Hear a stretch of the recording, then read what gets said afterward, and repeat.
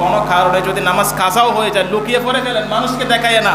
মাসালা হলো যে আপনি যদি কোনো কারণে এশারের নামাজের মধ্যে দেখেন কত ইসলামটা কত সুন্দর চমৎকার, যে এশারের নামাজের পরে যে বিতিরের নামাজ 3 রাকাত এটা ওয়াজিব, তার মানে কাজা পড়তে হয়। মাসলার করেছেন যে কোনো কারণে যদি কাজা হয়ে যায়, কোনো কারণে যদি কাজা হয়ে যায়, দিনের বেলায় যদি সেই নামাজ মসজিদে গিয়ে পড়তে হয়, আমরা উল্টা তকবীর বাঁধি না? বিতিরের নামাজ উল্টা তকবীর হয় না? উল্টা তকবীর হয়।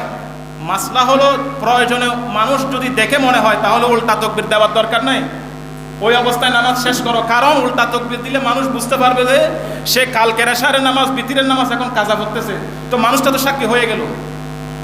কাজা করে এটা জঘন্যতম অপরাধ। তো নামাজ পড়ি না, তো নামাজ যারা পড়ে না, এটা এই অপরাধের তো কোনো কি নাই, লিমিটেড না, এটা আনলিমিটেড অপরাধ।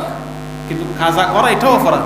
তো 10 জন মানুষ যদি দেখে ফেলে, সে আপনার প্রতি একটা ধারণা করবে মানুষটা নামাজ কাজা করছে, সে সাক্ষী হয়ে গেল। কিয়ামতের ময়দানে সে সাক্ষী দিবে আপনার বিরুদ্ধে আদালতে, আল্লাহর আদালতে দাঁড়িয়ে যাবে, আল্লাহ সেই বিতির কাজা করেছিল, আমি দেখেছি।